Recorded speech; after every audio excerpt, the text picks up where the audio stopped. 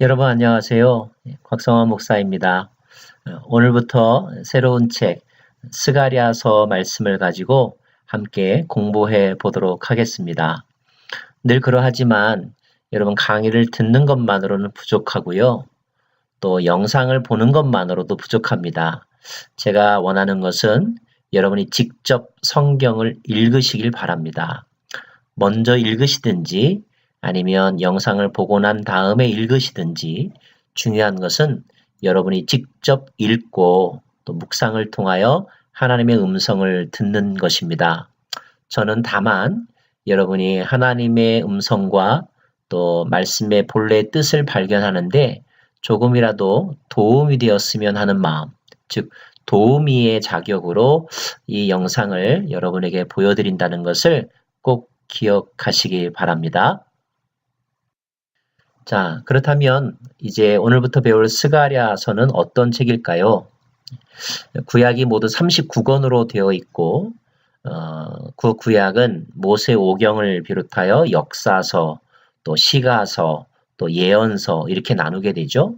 예언서는 다시 대선지서 그리고 소선지서 그 분량에 따라서 이렇게 둘로 나눕니다. 스가랴서는 12개의 소선지서 중에서 11번째 책입니다. 구약 책들의 마지막은 학개, 스가랴, 말라기 이렇게 여러분이 아마 외운 적이 있으실 터인데요. 그렇게 본다면 스가랴서는 구약의 제일 마지막 책인 말라기서 그 앞의 책이라고 기억하시면 좋을 것 같습니다. 자, 모든 예언서나 서신서는 그 역사적인 배경을 가지고 있죠. 스가랴서는 바벨론 포로에서 돌아온 이스라엘 사람들이 성전을 재건하고 나라를 다시 일으키려고 하는 그 노력 가운데서 여러 가지 장애물들을 만나 중간에 포기할 수밖에 없었죠. 또 노력들도 부진하게 되었었습니다. 자, 그럴 때 하나님의 말씀이 예언자들에게 다시 임하였는데 그때 하나님의 말씀을 받은 사람들이 바로 학개와 스가랴입니다. 스가랴는 학개와 같은 시대에 활동했던 예언자인데요. 회개를 촉구하고 또 성전 건축을 격려하고 더불어서 미래에 대한 소망을 갖도록 그들에게 깨우쳐주는 일에 노력했고 그러한 노력을 이제 예언서로 기록한 것이 바로 스가랴서입니다. 스가랴서가 가지고 있는 중요한 또 하나의 특징이 있다면 그것은 오실 메시아, 즉 예수 그리스도에 대한 예언이 구약 성경 가운데서 이사야서 다음으로 많이 나온다는 것입니다. 이사야서가 제일 많이 나오고요. 그 외에도 스가랴서에 메시아에 관한 예언들이 많이 나오는데 그래서인지 신약 성경에는 스가랴서를 인용한 그런 부분들이 많이 나와 있습니다. 그러므로 스가랴서를 읽을 때 다른 모든 성경이 그러하지만 이 가운데서 예수님을 찾아내는 것, 마치 숨은 그림 찾기 하는 마음으로 그 예수님을 찾아내는 것이 이 스가랴서를 읽는 올바른 연구 방법이라고 강조하고 싶습니다. 자, 그러면 스가랴서의 주요 내용은 무엇일까요? 그것은 절망 가운데 놓여 있는 이스라엘을 격려하시기 위해서 기록되었다라고 말씀드렸죠. 그래서 이스라엘이 회개하여 주님 앞으로 돌아오기를 촉구하고 그렇게 할 때 하나님께서도 그들을 향하여 얼굴을 돌이키실 거라고 하는 약속을 서론에서 분명히 하고 있습니다. 1장부터 6장까지는 회개를 촉구하는 말씀과 더불어 메시아 왕국에 대한 8가지의 환상들 그리고 장차 오실 메시아에 대한 2개의 이미지 순이라고 하는 이미지와 돌이라고 하는 이미지를 보여주고 있습니다. 7장 8절은 금식 문제를 다루면서 참된 금식이 무엇인지 그리고 이스라엘이 어떻게 하면 회복할 수 있는지에 대해서 가르쳐주고 있고요. 9장부터 14장 마지막 장까지는 앞으로 장차 임할 메시아 왕국에 대한 예언의 말씀들이 기록되어 있습니다. 자, 스가랴는 어떤 사람일까요? 스가랴는 성경에 의하면 이또의 손자이며 베레기야의 아들이라고 되어 있습니다. 그 이름의 뜻은 여호와께서 기억하시다 이런 이름 뜻을 가지고 있습니다. 스가랴의 집안은 원래 제사장의 집안이었습니다. 즉 레위 지파였다는 뜻입니다. 그런데 어느 날 스가랴가 선지자로 부름을 받았습니다. 선지자로 부름을 받았습니다. 아마도 바벨론 포로에서 돌아오고 난 다음의 일로 여겨집니다. 그의 가족들은 바벨론 포로 생활을 하다가 예루살렘으로 돌아왔는데 아마도 스가랴는 그 바벨론 포로기에 바벨론에서 태어난 사람이 아니었을까 그렇게 또 추측을 합니다. 신약 성경에 이 스가랴의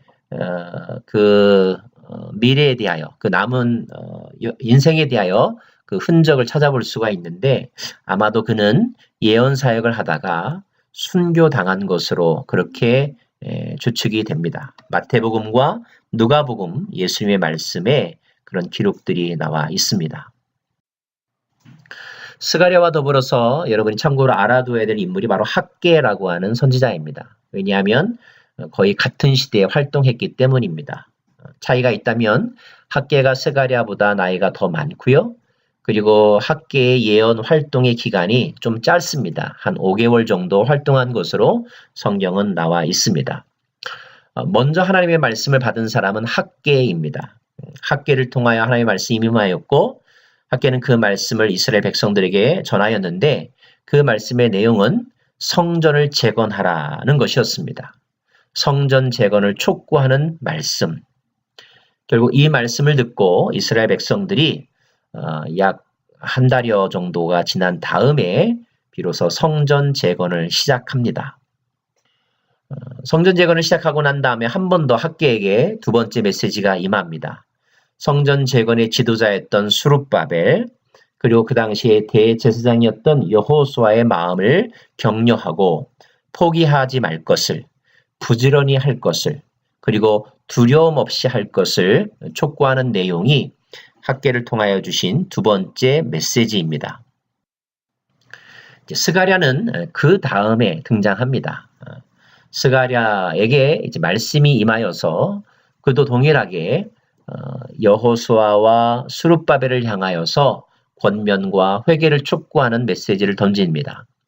아마도 회개를 촉구했던 이유는 그들이 또 다시 성전 재건을 시작하면서 마음이 흐트러지는 징조가 보였었는지 모르겠습니다. 그래서 마음이 흐트리지 말 것을 그리고 타협하지 말 것을 강력하게 촉구하는 메시지이고요. 감사하게도 그들은 스가랴의 말씀을 듣고 예언의 말씀을 듣고 회개했다고 1장 6절에 기록되어 있습니다. 다시 또 학개가 예언을 합니다. 그리고 그 다음에 이어서 스가랴가 다시 예언의 메시지를 전합니다.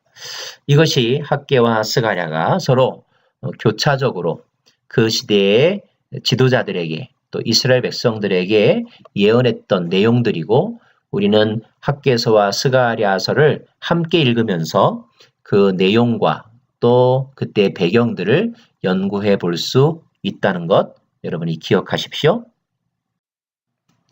자, 더불어서 오늘 첫 시간이기 때문에 그 배경을 좀 설명드리는데요. 성전 재건과 관련되어 등장하는 인물들입니다. 특별히 스가랴에서도 나오는 중요한 인물들 4명을 여러분에게 소개하고 싶은데요. 한 명은 바로 수룹바벨입니다. 수룹바벨은 1차 포로기환의 지도자이죠. 총독으로 다시 이제 고국 땅으로 돌아온 사람입니다.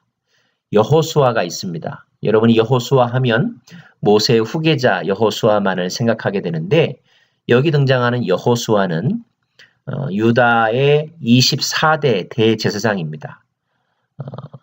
대제사장으로서 제사장들과 레위인들을 통솔하여 성전에서 하는 일을 감독하고 성전을 재건하는 일에 중요한 역할을 했던 사람이라고 이해할 수 있겠죠. 그리고 이미 말씀드린 것처럼 학개라고 하는 선지자입니다. 그 다음에 선지자가 바로 스가랴입니다.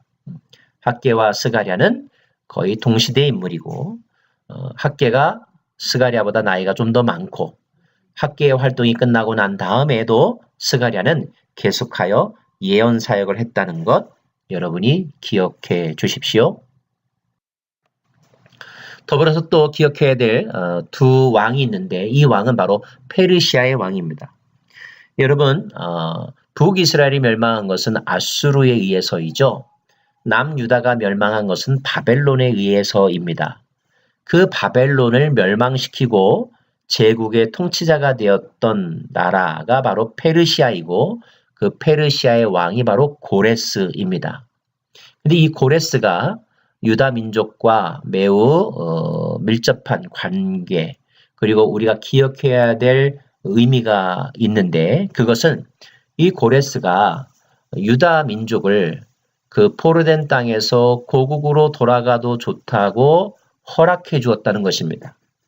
허락을 해 주었을 뿐만 아니라 이스라엘 사람들이 고국으로 돌아가서 그들의 종교에 따라 성전을 재건하는 일을 허락해 주고 심지어 재정까지도 지원해 주었다는 것.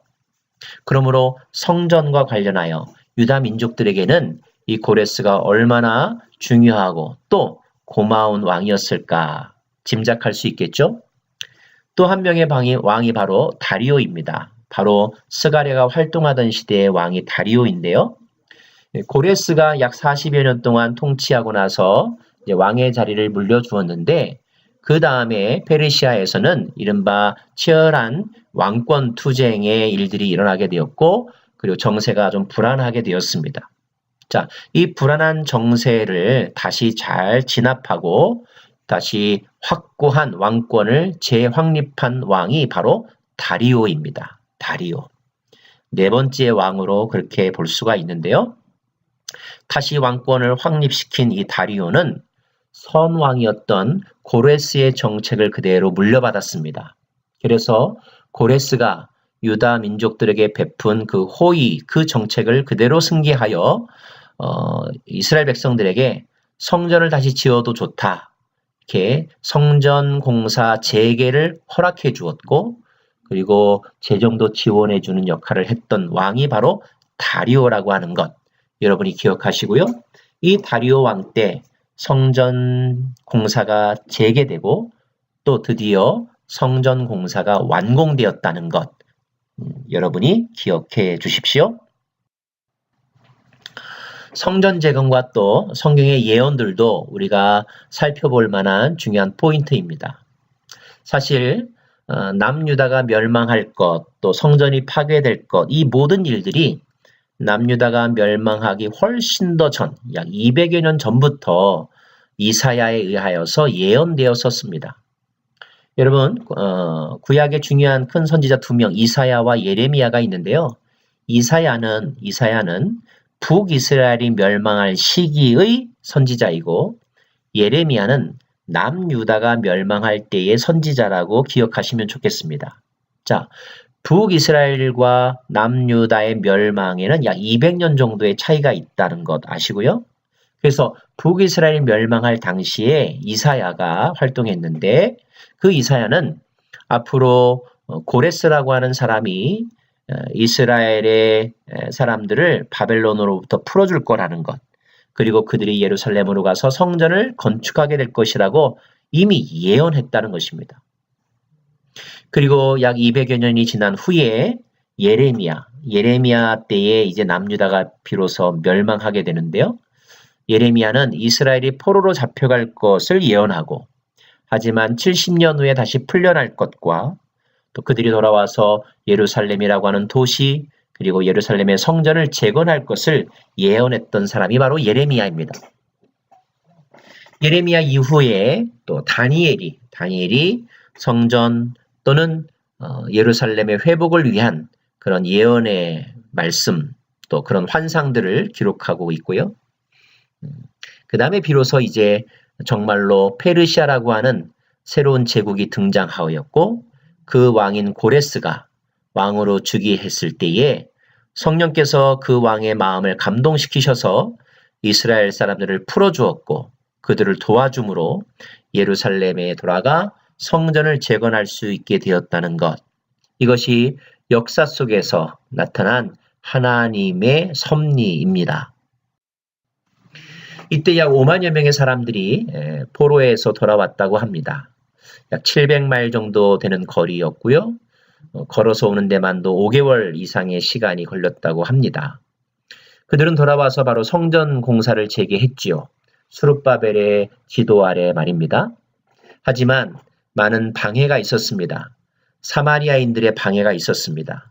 또 이스라엘 땅에 남아있던 사람들은 영적으로 무기력했고 그리고 사분오열되어 있었습니다. 그들은 쉽게 주저앉았고 타협하려고 했고 두려움에 휩싸였죠. 경제적으로도 매우 어려웠습니다. 왜냐하면 여전히 남유다는 다른 나라의 지배를 받고 있었기 때문이었습니다. 큰 건물을 짓는데 마땅히 돈이 많이 들어오지 않았겠습니까?